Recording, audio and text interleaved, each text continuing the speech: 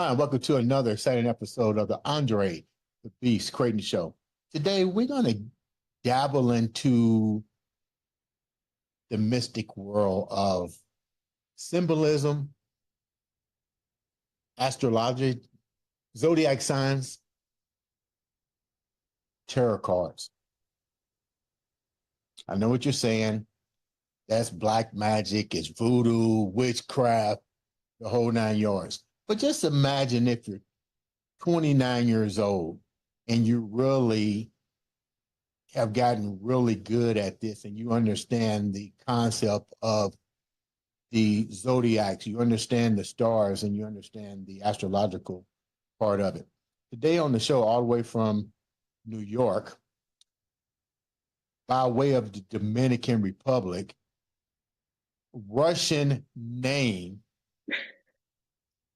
I probably said this name 5 times before we even started, but I'm going to call her by her nickname, Nunu. She can tell you what her real name is, but welcome to the show, Nunu, and let's get into telling the viewers a little bit about you. How you doing today? I'm doing good. How are you? Thank you so much for inviting me to come on. First, tell me exactly how to pronounce your name. Okay, so my name is Anuska. Anuska. And that's Russian, correct? Yes, it is Russian. It was supposed to have an H in it, but my mom didn't like the H, so she took it out. It's actually supposed to be Anushka. So, How did you wind up with that name, a Russian name? You have Russian ties because you're from the Dominican Republic and you're in New York. Did you have any Russian ties? Because it's unusual for somebody from the Dominican Republic to carry a Russian name.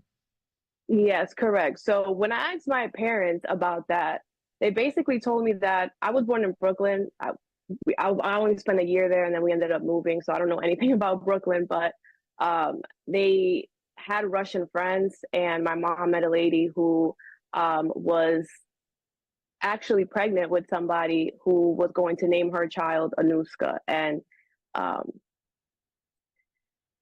the child ended up passing away, and the lady didn't end up having the baby or whatever. So the lady was like, oh, since you like the name so much, you should name your child Anuska.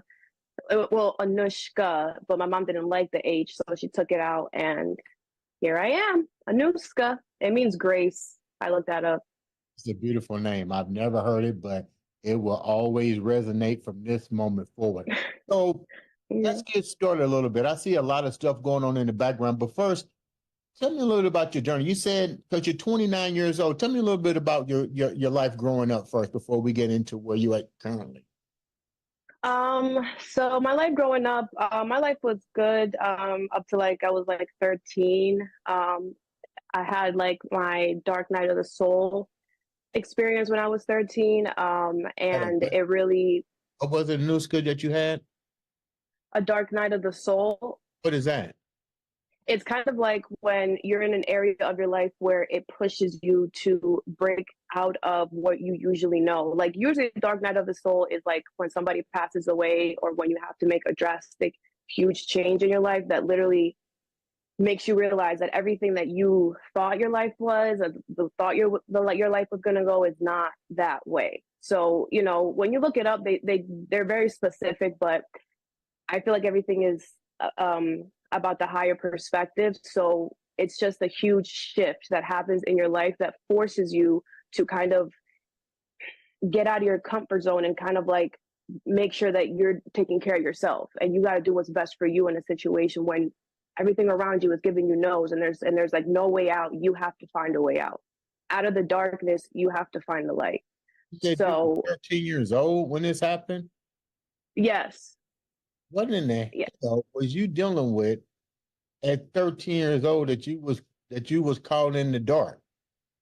So my parents were going through a divorce at that time, and they kind of put me in the middle of it. And they kind of dragged me through their whole divorce process, which was like between 3 to 5 years. And it was, I have an understanding about it now, right? They were each going through their own thing. They thought that they each were doing the right thing, but I feel like I would have been a good therapist if I would have went, but whenever you do something just for the kids, it never ends up well. So they kind of were in competition with each other, and they like kind of like put me in the middle of things, and it's kind of like nobody was trying to hear what I wanted to say, and there was just a lot that happened. I don't really want to get into too much detail about it, but there was a lot that happened that affected me in a negative way. Like I ended up getting depressed. I ended up having anxiety. I ended up like feeling like I didn't have anybody by my side, not even the two people that, were supposed to be there for me. But again, I understand now everything. So, it was really hard for me to kind of, at that age, it was hard for me to feel like everything was going to be fine, because everything was just, it was getting worse and worse and worse at a certain point where I felt like I wanted to just leave. Like I didn't want to be here. I was like, this is impossible. I'm so young. I can't do anything about this. And everything is just getting worse and worse by the time. So I really had to push myself and What kind were, of like, what were you more, um, at 13 years old? I can relate to everything you just said. But my question is, at 13 years old, who actually had full custody or joint custody? so it was my mom at the time. And then me and my mom kind of got into a little kerfuffle. And, she kind of was like, oh, go be with your dad, go stay with your dad. And I was like, okay, fine. Like at that point, my dad was like my favorite person ever. Like I was the oldest, so it was just, I looked exactly like my dad. So I was like, okay, fine, I'm just gonna go over there, right? Now me going over there, this was like right after they split up. So me going over there, my dad was kind of like, oh, like, she's here. So, like, I want you to stay. I want you to stay forever. Like, I don't have any of you guys. Your mom has them. Like, I want you to stay here. And I was like, yeah, but I want to be with my sisters. I've always felt like I was always a guide to my sisters. And I was the oldest. I felt a sense of responsibility for them. And I've never been without my sisters. Like, it's never happened. So, he wanted me to stay there. And, I knew that me and my mom just got into a little argument, and it was just like a little whatever. I knew that it wasn't anything drastic. But again, they were both going through their own stuff, that they weren't able to see how them kind of like, oh, who's right, who's wrong, where did she get to stay, she should stay here, no, da, da, da, da, was really affecting me, because all I wanted to do was be with my sisters. That's all. I just wanted to be wherever they were at, and I was vocalizing that, and I was saying that. I mean, and nobody was trying to listen. Everybody was just like, no, I'm right, no, I'm right, no, I'm right, no, I'm right. And it was just a back and forth, and like How was it your was. how was your other uh sisters and brothers handling the conflict between the two? Because you're now at 13 years old, are basically put in an adult situation, and how were your other siblings reacting to this? Well, they were pretty upset as well. They were really sad a lot of the times. At first, I was able to communicate with them, and then we couldn't communicate anymore. So, it's like I said, it was just getting worse and worse. But they were really sad as well. I honestly really, we never really sat down and talked about how they experienced it without me. But what I do know is that they were really sad, and I would hear it in their voice when I would talk to them in the beginning, and it was just, they were really dealing with it. Like they weren't in the middle of it like I was. They were just kind of like getting the end parts of it, and I know for a fact that it affected them as well in their own separate way. But I just know that every time I spoke to them, they were sad. How do you think you became the focal point? Was it because of age?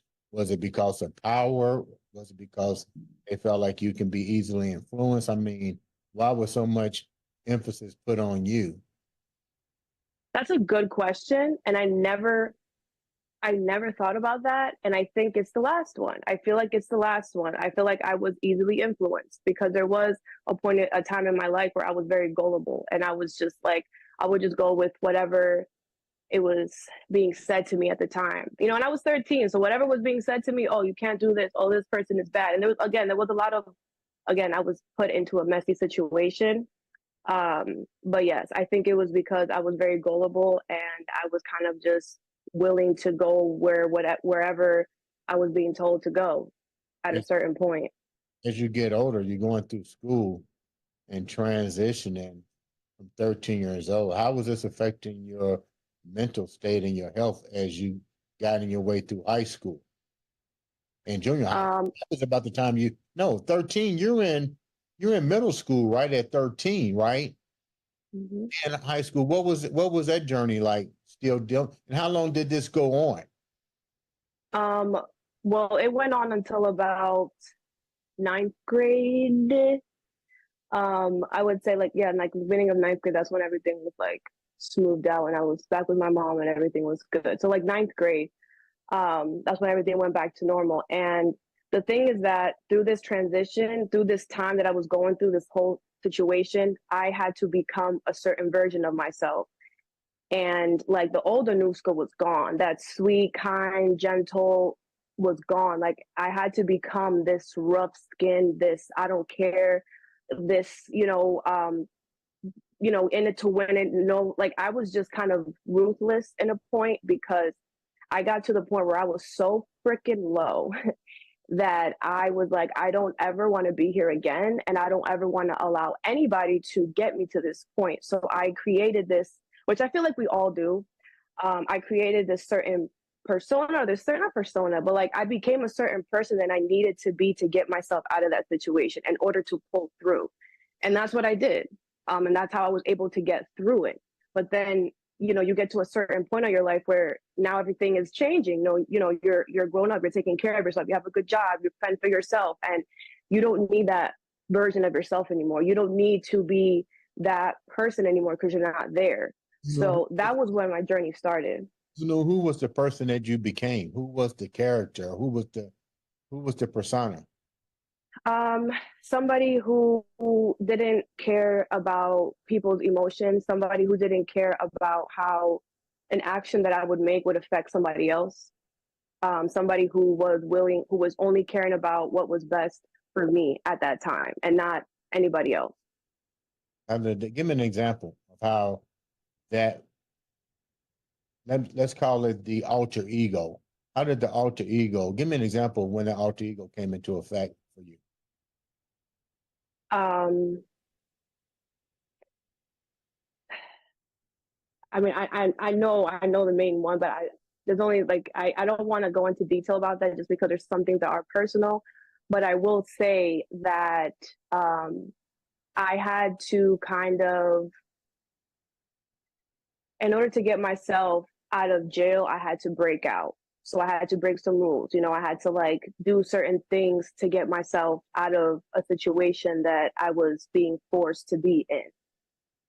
So, I wasn't being honest, I wasn't being truthful, um, all of that stuff. And that's karma. All of that comes back to you. And I dealt with all of my karma through all of that. And guilt was my karma. I felt so guilty for a very long time, a very long time. And I had to really tell myself, like, you know, I had to do what I had to do in that moment, even though it wasn't, what anyone in the situation wanted, but there was no other way.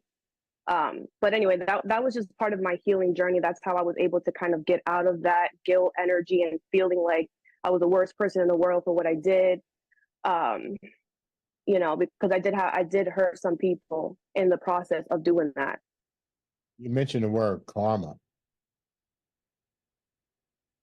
Yeah. How deep are you in the belief of karma? I feel like karma is very real. She's very active. Karma does not act on time. Karma does not act when you think she's going to come. Karma is going to come in the moment that you don't need karma to come. Karma is going to come when you need to buy that house, when you need to get that car, when you need something, when you need the universe's energy in your space and you haven't been doing good, karma is going to come. Karma also, in order for you to kind of not create your own karma, you got to walk in your truth and your integrity, which is what I started vowing for once I got into this spiritual journey, that truth and integrity has to be the upfront all the time. but and that means in everything, and everything that you say and everything that you do, the people that you're around, like you have to make sure that you're walking in your truth always.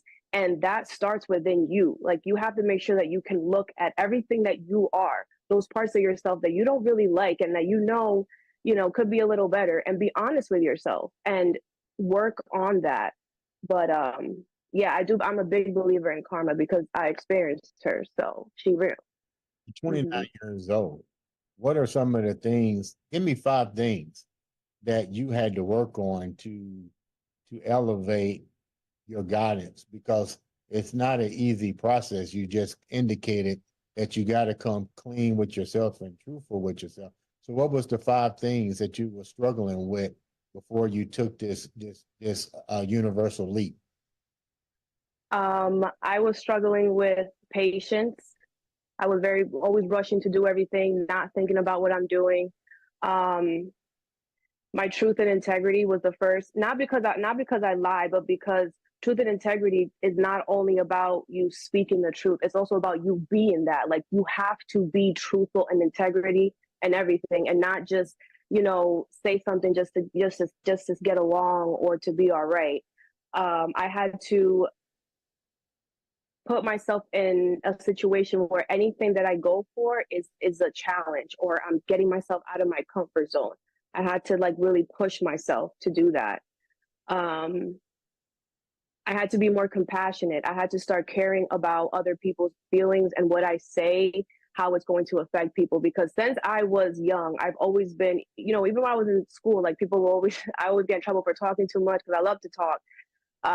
And I also like to speak the truth, but it's how you say things. It's not what you're saying, it's how you say it. And I had to learn that as well. And then I also learned that it's the journey, not the destination, and not to have a plan. Like, okay, you want the house, you want the family, you want the whatever. That's great. Have that as a goal, but don't be like, okay, well, the house has to be in California and the family, it has to be 3 kids and the dog. Like, just keep it like open. Allow the universe to come and surprise you, because the universe is full of surprises. And when you're open to anything, that's That's the things possibility. become easier. Yeah. We was Yeah. we was talking off camera, and I shared with you my encounter with the mystic arts of the tarot cards. Didn't believe it, like most people. I was skeptical, but I realized that being skeptical isn't the way that we should approach anything that deals with the universe. We have to be open minded and realize that these things have been going on long before I was born. And if it's part of a story, stories also has truth behind it. When were you introduced to the arts of the tarot card and studying the stars and the zodiac sign, and what relativity does that have in your journey? So when I was 18, I got into just knowing my zodiac sign, which is an Aries. I'm an Aries sun sign. We're a lot more than our sun sign. It's deeper into that. But at that time, I was just trying to figure out. I found out I was an Aries, and I just wanted to look up what are Aries qualities. What do Aries do? Whatever. I looked it up, and it was like somebody was watching my life, and I was like, okay, hold on. So there's a guide here. Like I feel like astrology is a guide. It's not going to give you all the answers you need. It's not going to pinpoint everything, but it's a guide. And it's a different type of guide that, back in the day, it was misused. Everybody misuses things, but so when I found out about that, I was like, okay, so I'm this and I'm that. When you read that, you also find out that, the qualities about yourself that you could be better. And I saw that too. And I'm like, okay, so all of this is very accurate. So it wasn't until like maybe I was 22, maybe 21, where I started realizing that I was in like a pattern in my life where I was kind of repeating the same things over and over again. And I had a friend at the time who was into tarot. She watched YouTube all the time, and she was like, "Hey, you should get into this. You love zodiac. Like this is kind of like that." So at first, when I started watching it, I did not think at all that I was going to be a tarot card reader. This wasn't anything. I did not think that I was just interested. I was like, wow, like this really says a lot and it's honest. And it, like I felt in my soul that it was what I'm supposed to be doing and watching it. And again, when you watch tarot, you have to be very aware and not just believe everything. You have to be very you know, precise about what you in the information you take in. Yeah. And I found out that through the readings that I was watching, it was like I felt like the universe was guiding me through this person who was reading my tarot cards on as to basically laying out the situation and saying what is happening, what could happen, what is the possibilities. And it was just like, for me, it felt like somebody putting it out there on the table.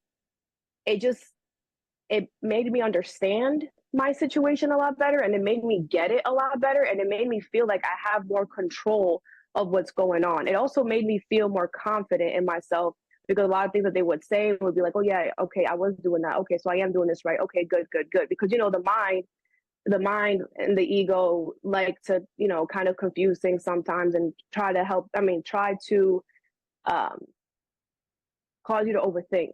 So yeah, so that's when I started. I really just felt like it was helping me. It helped me. And I was like, and then I got to a point where I was watching it all the time.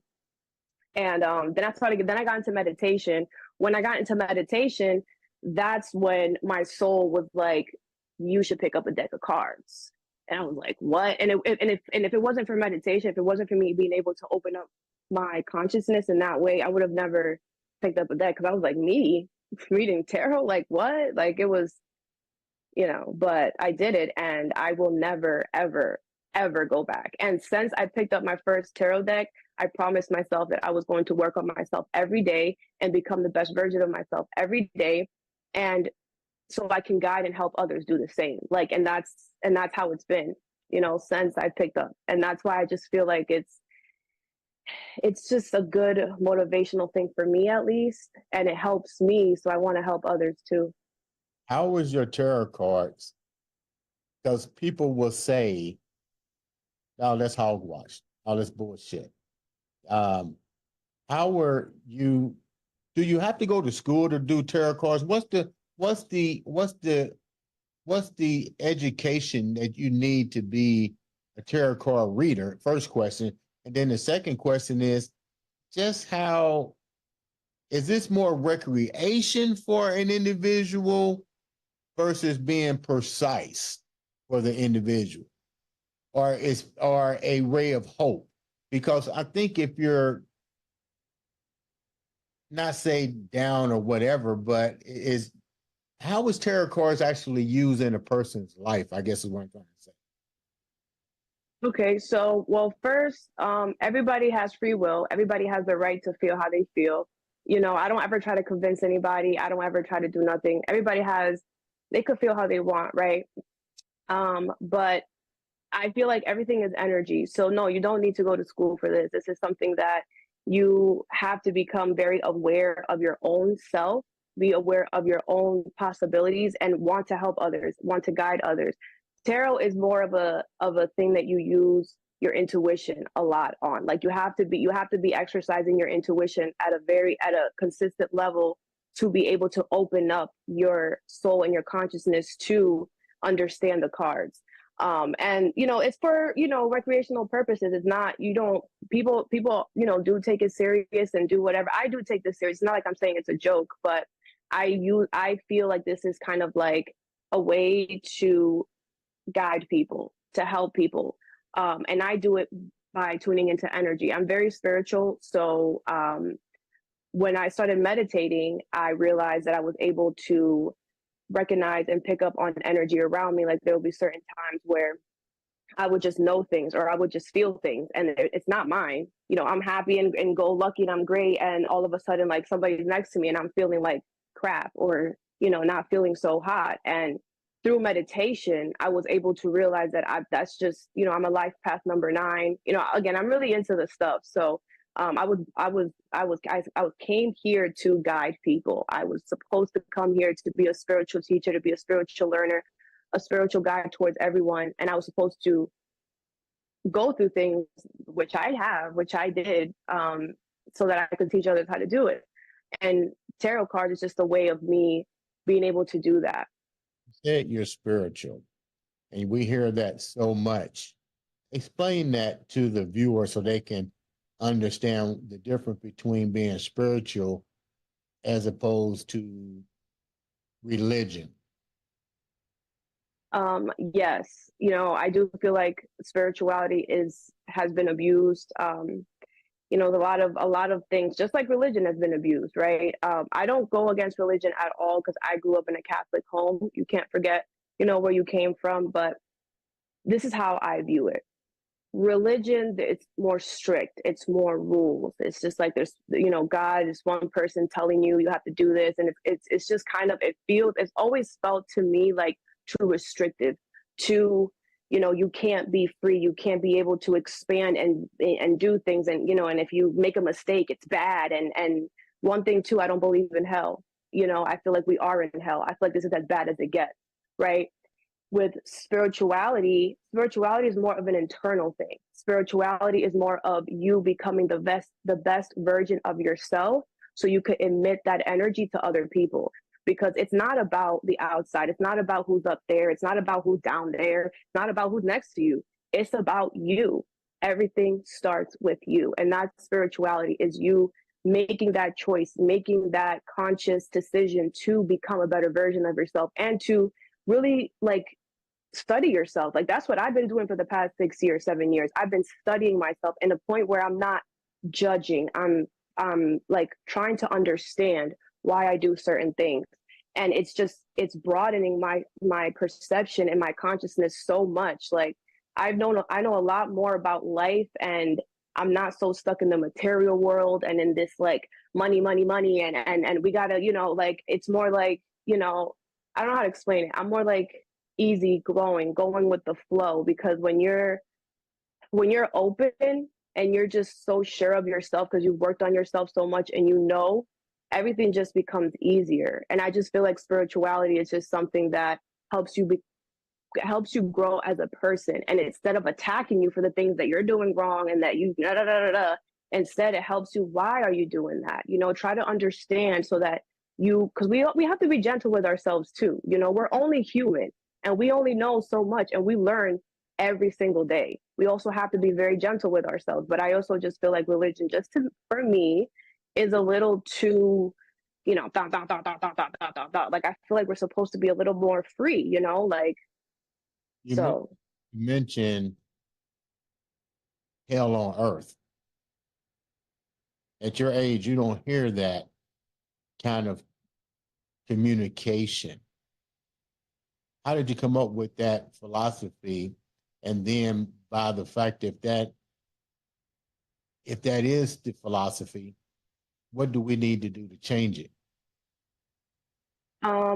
Well, I came up with that philosophy, or that, yeah, I like that word, philosophy. When I was 13, I literally went through the darkest time of my life when I was so young. And I just realized, I'm like, this is, and it's like, this is as worse as it could get. Because once I started looking at my own stuff, and I started realizing that it's our mind, it's our ego. Our mind and our ego try to dictate what we do and tries to tell us, no, this is the way that it has to go, and this is the only way, and da da da da da da da. But it's not that. I feel like, how can I explain it? It's kind of like, in order to make your life better and get out of the hell situation that is here, you have to want to become a better person. That's it. You have to change something about yourself. Whenever we feel like the universe is like crashing down on us, or it feels like everything is just being horrible, it's just the universe trying to get your attention. Like, hey, something's wrong here. The only way that humans learn is through pain, is through disappointment, is through being upset, is through all of that. And it's like, a lot of us tend to not want to look at those feelings, right? Not want to look at those emotions because they're not so nice to feel, right? But it's like, you have to push yourself, and you have to push yourself and push yourself and tell yourself, no, this is going to get better. It's going to get better because I said it's going to get better. And you have to be willing to literally lose everything. You have to be willing to get to the bottom, like to have nothing, for you to get out of the, the hell energy, as what we're calling it here. Because everything is perception. everything is perspective, and but again, it's tough. It's not easy, especially with society trying to dictate and all these rules and trying to, oh, you got to do this, and if you do that, you're wrong, and if you do this, you're wrong. Like, it's not easy, but you have to be I always tell people this on my YouTube, you have to become your best project. That's it. That's it. Become your best project and don't give up on yourself. Like working out. If you dedicate to going to the gym, you're going to dedicate yourself 5 days, you're going to eat protein, you're going to do da-da-da-da-da-da. Same thing. Make sure that you first, you got to find out the things about yourself that aren't helping you grow, aren't helping you elevate, are keeping you in a comfort zone. Work on those things, because first we got to work on our blocks. Once you work on your blocks, literally the universe brings you everything you need. Like, it's so, I know I'm making it sound a lot simpler than it is, but it's all about persistence, dedication, and you working on becoming the best you so that you could attract that energy, because everything is energy, everything. So some people might say, we talked about this. My theory is pretty simple. Manifestation creates the law of attraction, and the laws of attraction sometimes comes with that other shoulder that's telling you opposite, but then you have both free wills telling you to put it out there into the universe. I shared with you a friend of mine that first introduced me to those cards, and it was very, how can I say it? Very enlightening to me, because it helped me to create what I have now. So like, you're right, I do believe the universe works in mysterious ways. It took me from one career to another career to the thing, but every one of those journeys had a message to it. And I think that people don't understand the power. Let me rephrase this. I think the universe knocks people on the head so many times that they don't even know they're getting knocked on the head. But what's the correlation? What's the relationship between manifestation and astrological signing and tarot card? Are they one and the same, or you have to do it in chronological? They all send different messages? Because when you're reading from a tarot card, she would pull out the card and she would read whatever my thing is, shuffle them up, and I think she had several decks. Is what it was. yeah, I have a lot. Yeah. And but is there different messages between what a tarot card would tell me versus my astrological sign, which I was born on the cusp, so I'm Aquarius and Capricorn. I think I'm more Aquarius than I am Capricorn, because I like you, I read the trace. I mean, it was like a blueprint. I'm like, fuck, this is me cold-heartedly. And then you have the art of meditation and manifestation, but then we can't leave out something that you said that was very crucial. You're still dealing with hell on earth that's trying to take all that energy away from you and tell you that none of this is possible. Mm-hmm. Yeah, that's true. But again, that's why I call it hell on earth, because it's not going to be easy. You know, it's not going to be easy. You have to push yourself. I had to look myself in the mirror and say, you need to stop doing this. Self-accountability is first key as well. You have to make sure that before you're honest with anybody else, you're honest with yourself. If you're not honest with yourself, it's impossible for you to be honest with anybody else.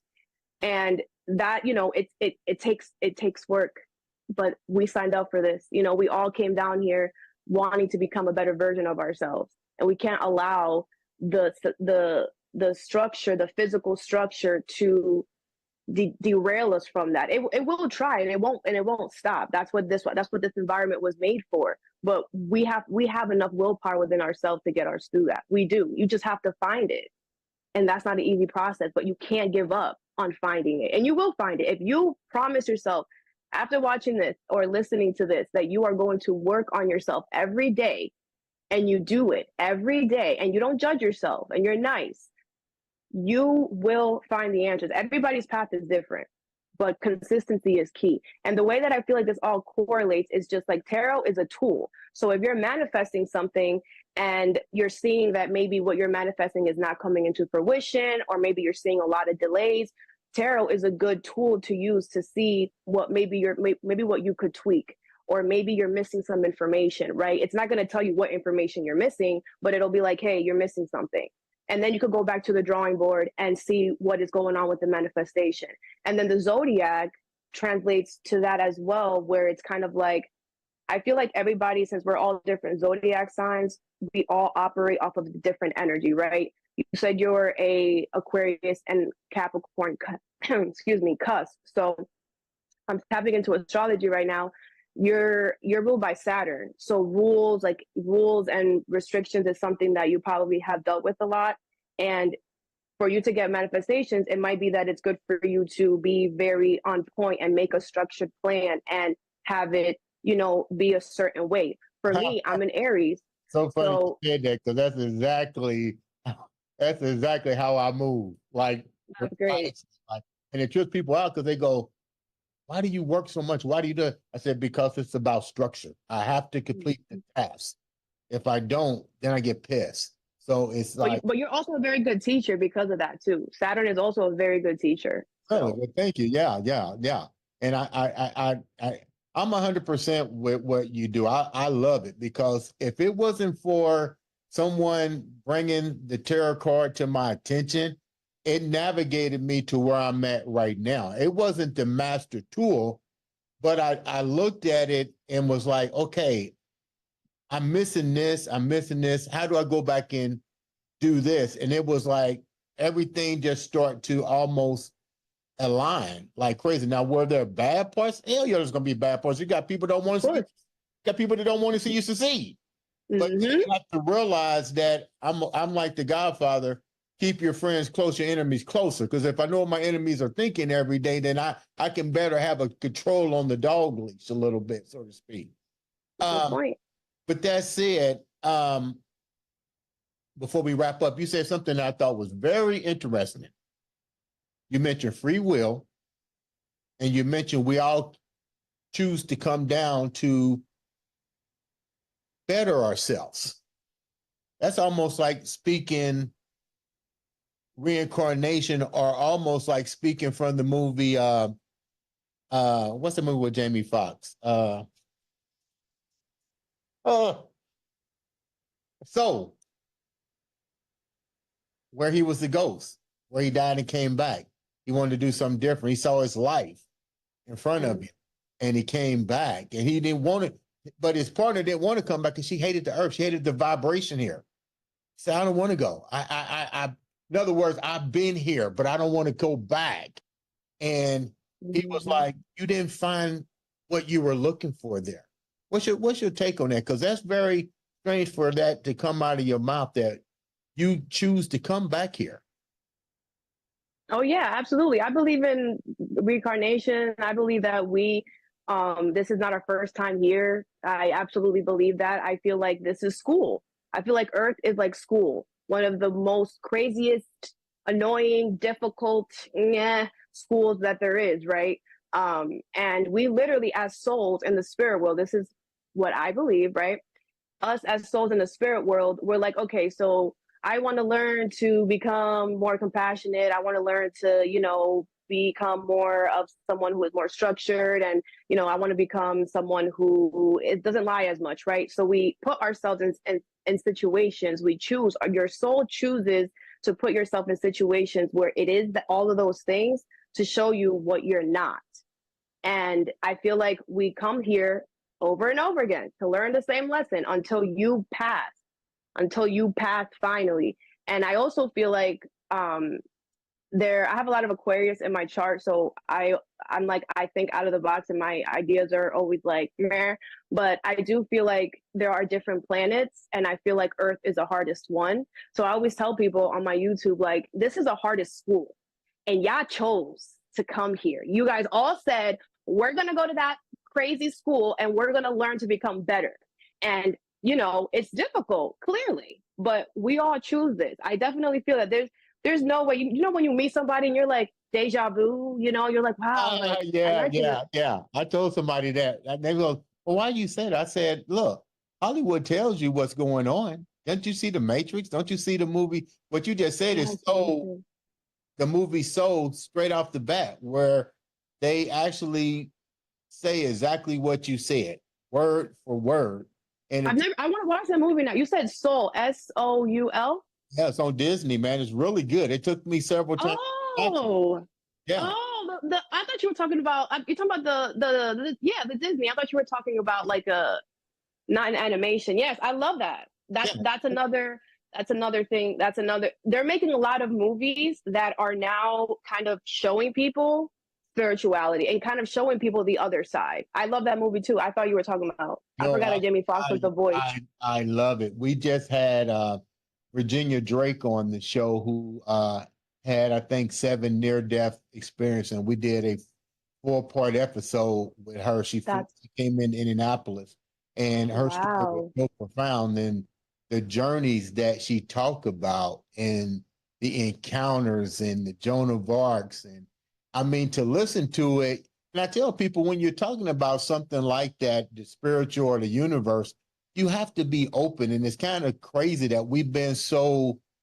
um, we've been so cave mentality in our way of thinking, and not being able to think outside the box and realize that with a universe so big, we're just this little speck, Mm-hmm. universe that's completely massive and full of knowledge that we have yet to even tap into. With that said, how can the viewers reach out to you and be get your services, maybe get a tarot card reading, understand their astrological science and what it means, and so forth? Oh, okay. So you guys can follow me on TikTok and on YouTube. It's New Tarot, one word, NUTAROT. For personal readings, you guys can email me newtarot at AOL. And yeah. How how how is this growing? I'm seeing a shift. You know what I'm talking about. I'm seeing a shift. How many, Mm-hmm. on a scale of 1 to 10, what's the percentage like on your end? How many people are now starting to become a little bit more open about their way of thinking about the universe, the way they're thinking about manifestation, the way they're thinking about spirituality in general? Because they have to share these things with you as you're reading the tarot cards. Yes. So I think everybody's aware. I think it's a the thing is resistance. Right. That's the main issue, is resistance to what is being shown.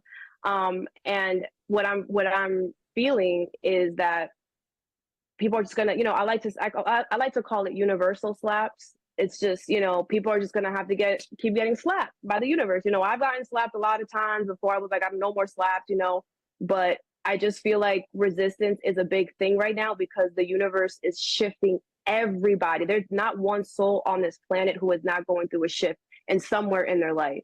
And the shift is so drastic that the ego, the mind, is like, no, what are you doing? Like, we've been doing like this whole time. You can't just change. But this year, the universe, I call this the year of karma. This year, the universe is not playing with anybody. Like, it's like you have to start walking on the path that you're supposed to be walking on. And I feel like the universe is pushing us right now. So the main key is to release control and trust the process, even though it feels like you might be making the wrong move. That's your thought. If you go from your heart space and listen to what you truly want to do deep down, you know the path. It's just your ego is your ego wants to stay comfortable. The universe is pushing everybody out of their comfort zone this year. And you know, it started last year around like October, November. That's when the energy was kind of picking up. But this year is like, whoa, like it's so drastic. And you know, I feel like for other people it feels a lot more heavier because of the resistance, because you know the universe has been trying to tell us, hey, you gotta go this way, but we've been like, yeah, no, we'll do it tomorrow, or yeah, you know, da, da, da, da, da. this year the universe like y'all doing it this year. Y'all gonna do it this year, and y'all gonna learn that this is the best way, and this is the whatever. And Where's, like I said, where's your tarot cards at? my tarot cards are over there by my tarot deck. Why? We're gonna do an experiment. Do my cards real quick so the viewers can see you in action before we get out of here. Okay. Go read my tarot cards right now. Okay. Hold on. Let me get to my Good, bad, or ugly. I'm ready for it. All right. I'll put you right here for right now. Okay, I'm sorry. I know that it's not the best. I want them to get an idea of what it's actually like and explain to them what you're doing in the process. So she's getting ready to read my tarot cards. This is live. It's not rehearsed. And yes. what you have to do explain to them what you're about to do for me. So basically, I'm just going to ask you for your name, and I guess I'll do a question reading for you. I'll just ask you what question you want, and I'll pull some cards. These are tarot cards that just have images on them, and each card means something different. And I'm going to use my intuition to kind of guide you on what the best choice would be for the question that you have. You're going to ask me how many questions? I mean, like you have to ask me, like, well, what do you want me to do? Do you want to ask a question? Do you want me to tell you something? Just randomly see what pops up? You tell me something. I don't want to ask any questions. You tell me whatever. Okay, so I'll tell you a random thing. Okay, so what's your first name? Andre the Beast Crayton. All right, Andre.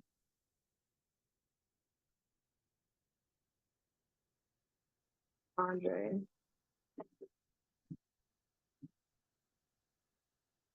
Man, you sure you don't work in the casino? Because you're shuffling cards like crazy. No, it's a lot of practice.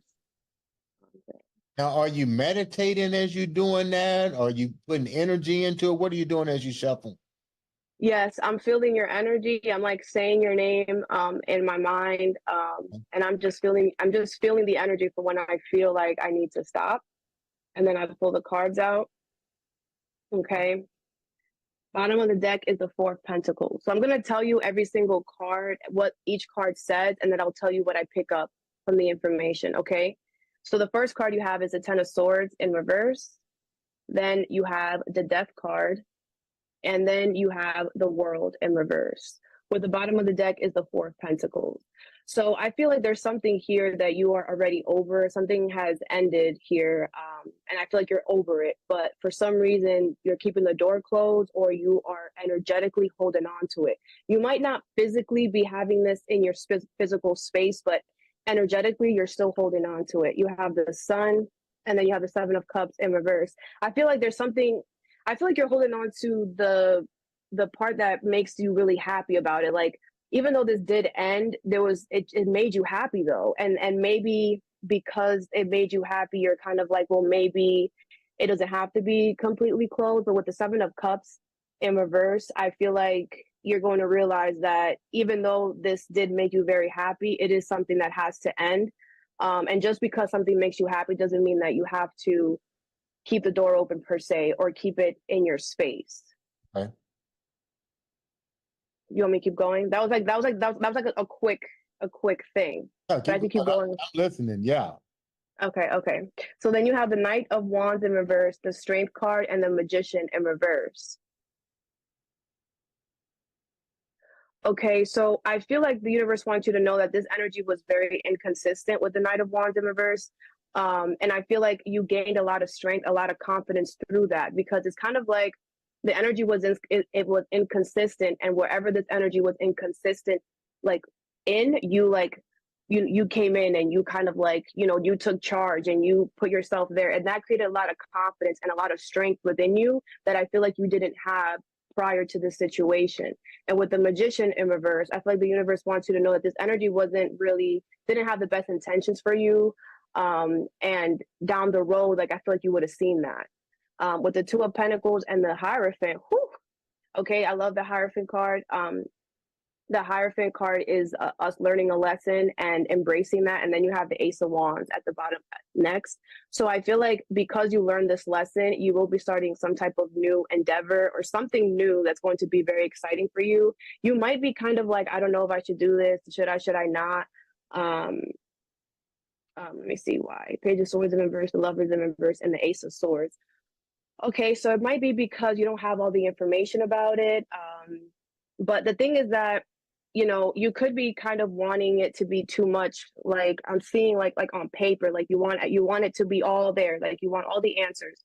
And the universe is like, you know, this is not something that is going to be physically something that you're going to be able to physically be like, okay, yes, all the ducks are in a row. This is what it is. I'm going to take it, or I'm going to go, or something. It's like you have this clarity that is not physically in your space, or you're going to have it, and they want you to go with that clarity, even if you can't physically see it. Because with the Empress here, you do deserve this. It's funny you just said that because I'm working on a project right now and I need clarity. I literally told the people that I'm working with, I'm like, look, in order for me to master this, you thinking money, I'm not thinking money. You need to give me clarity. Let's start here first. Show me the process, then we can move back to the other. But you got that 100%. The project that I'm working on, I have to have complete clarity in order to make it work. Because if not, it can set back. It can set back the projects that I'm working on moving forward. Crazy. You're good. Thanks. Somebody might say that's bullshit, right? You know, somebody might say, well, you kind of just took that information, kind of ran, but you was pretty much spot on spot with a lot of, even from letting things go. There was a particular person that I had to realize may not have my best interests, you know, and had to like move that energy. It's funny because you can feel that negative energy. You can feel it. Be like, It's loud. I gotta let you go. Well, I'll tell you what, thank you so much and giving a demonstration on how to read. I feel like, hey, use me as an example so people can actually see your work. Ladies and gentlemen. I will. Thank you. Ladies and gentlemen, you make sure you reach out to her. Tell them once again how they can get in contact with you again. So my YouTube and my TikTok is Nutarot, Nutarot. And if you want a personal reading, you can reach me at nutarot@aol.com. You know what? Thank you so much for taking the time to come on the show and taking us down your journey and explaining to us the importance of universal readings and tarot cards and the zodiacs and the whole 9 yards. Ladies and gentlemen, this has been another exciting episode of the Andre the Beast Crayton show.